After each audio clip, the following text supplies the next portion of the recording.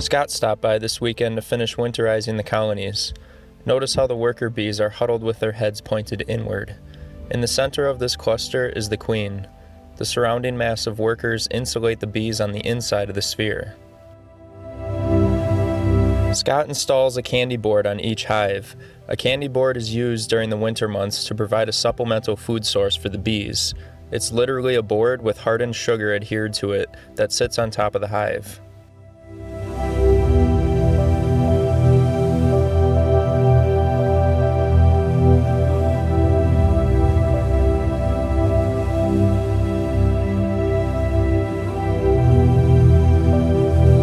To create heat within the hive, bees will feed on stored honey for energy. Then they shiver, vibrating their flight muscles without moving their wings, which raises their body temperatures. With thousands of bees constantly shivering, the temperature at the center of the cluster can warm up to about 93 degrees Fahrenheit.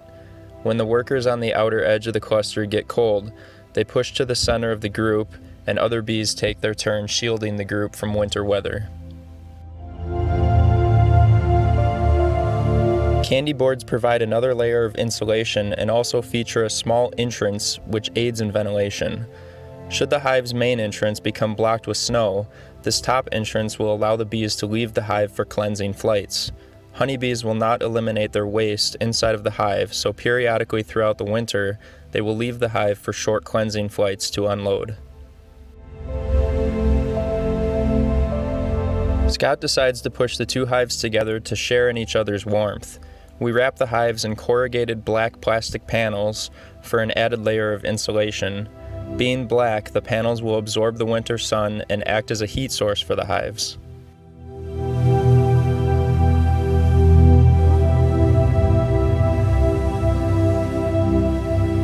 Scott had removed the outer covers from the hives, but decided to add them back on for added insulation below the corrugated paneling.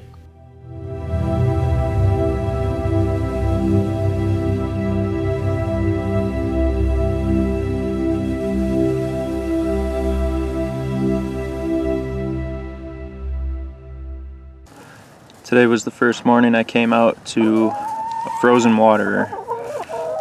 So fortunately we have a heated watering system. I just had to run my extension cord from the house and plug it in. Not a huge fan of the cable hanging out, so I might try and figure something to do with that to keep it out of the chickens' way and keep them from pecking at it. But for now, at least they've got access to fresh water still, not an ice cube. So I ended up putting a hook up here that I can hang the extension cord from, just to try and keep the wire up and out of the way of the chickens, so it's less likely to get in their way and they're less likely to peck and mess around with it.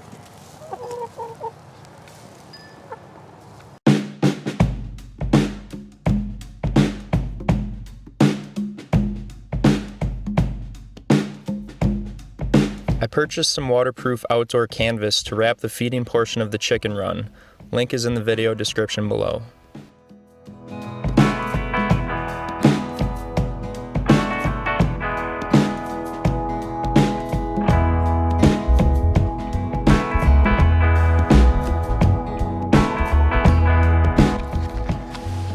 I've got this brass grommet kit that I plan on punching holes through the canvas, inserting these, and then I've got a whole bunch of little hooks that I plan on putting into the coop in different locations and then wrapping that canvas around all three sides. And that'll help block the winter winds and drifting of snow in their feeding location there. Try and keep that area a little bit cleaner and snow-free.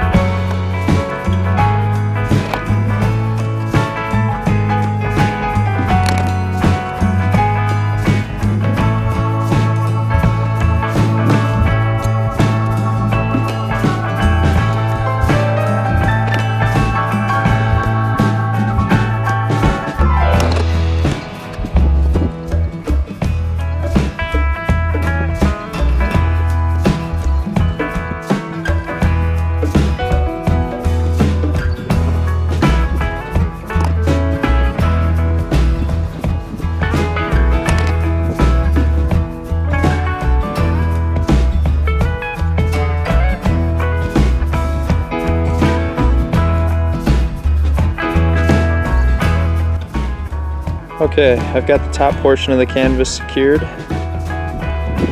on all sides, and now I'm going to rake away the wood chips down at the base so I can get this flush up against the bottom of the coop and secure the bottom portion.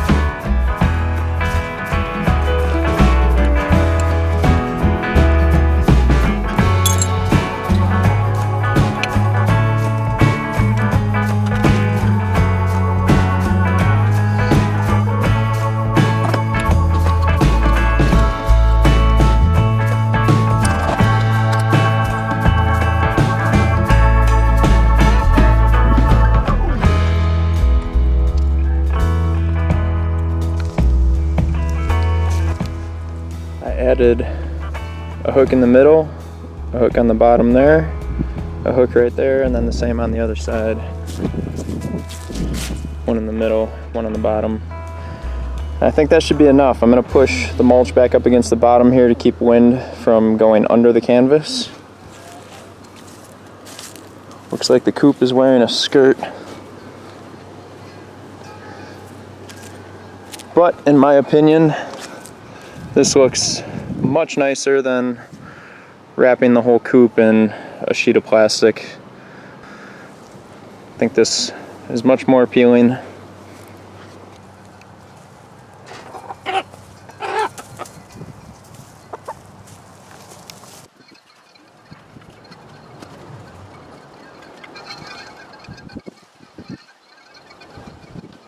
Alright, it is the next day.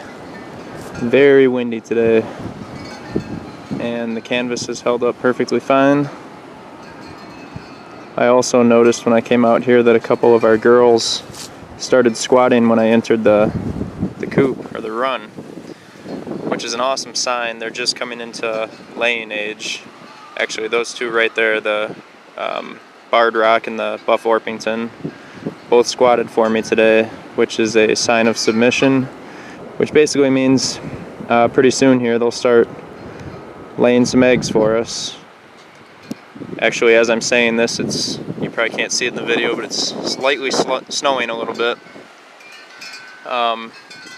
which means the days are getting shorter, and their laying cycles are based on light period, which means they'll either stop producing altogether or slow down considerably, which is a bummer because they haven't started laying anything yet, so I might not get any eggs until next spring. But I'll see if I can get that on video here, see if they'll squat for us.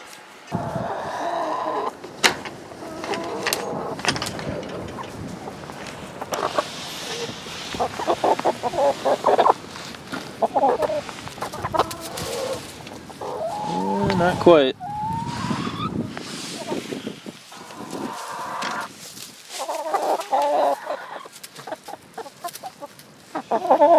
She started to.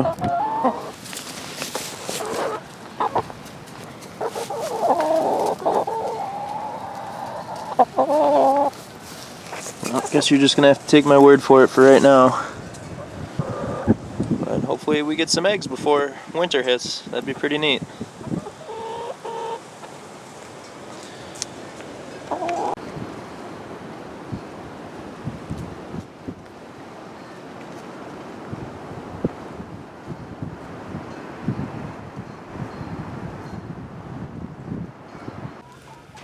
Good morning, ladies.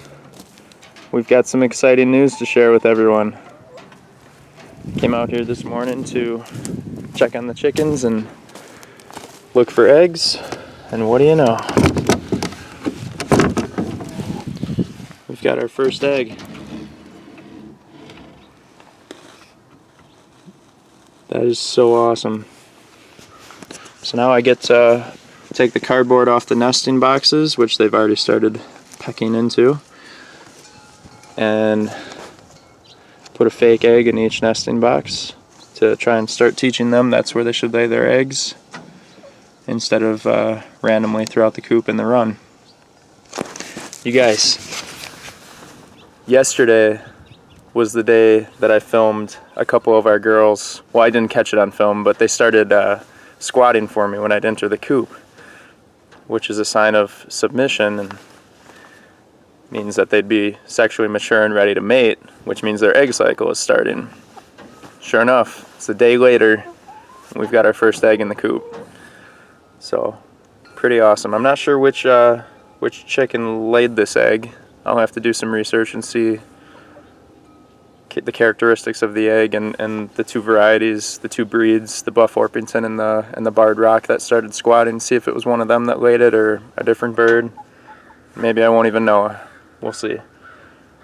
I think the only way I'm going to be able to tell is if I catch them in the act of laying it or sitting on it after they laid it. But pretty excited. This is We got the chicks from Murray McMurray Hatchery earlier this year, and have just been taking care of them ever since, and they're finally paying rent. Pretty cool.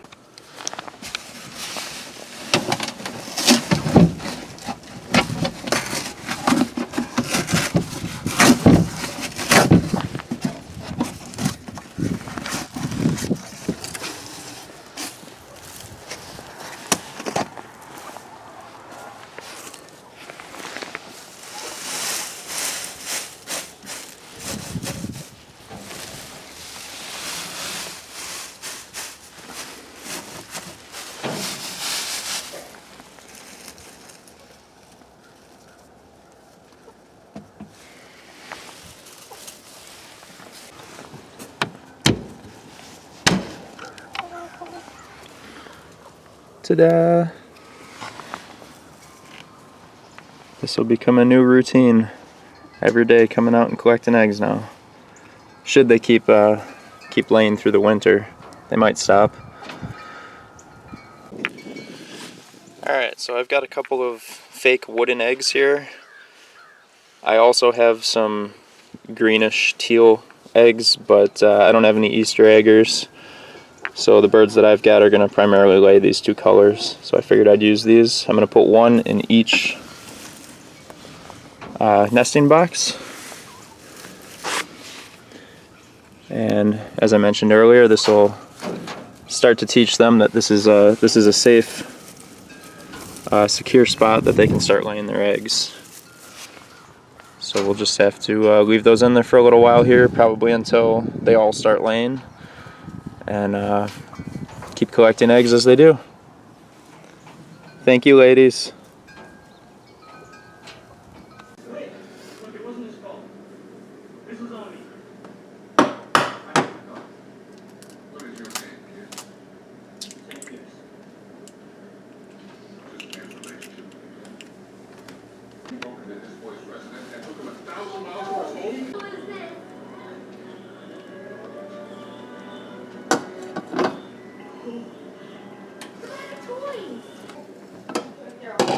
Mama's going to continue to pull some laundry, so I'll be right here, okay?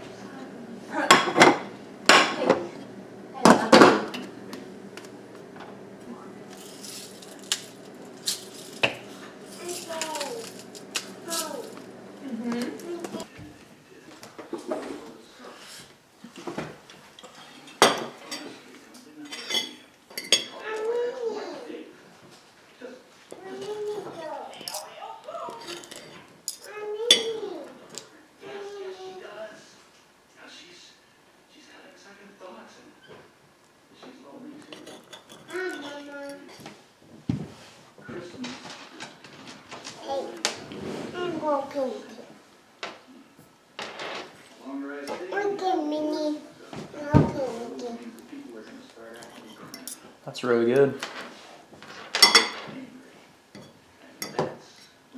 Nice and rich. You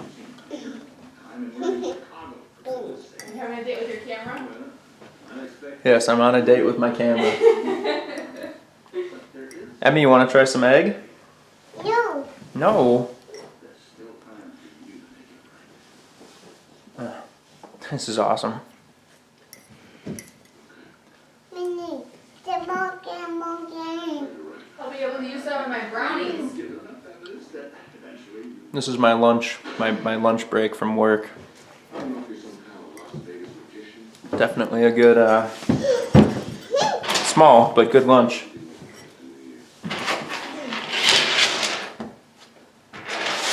Very rich, very dark. Tastes super good. The shell was nice and firm too, unlike the eggs from the store. I'm sure the chickens are probably calcium deficient a little bit in the mass production of eggs in supermarkets, but not ours. Awesome.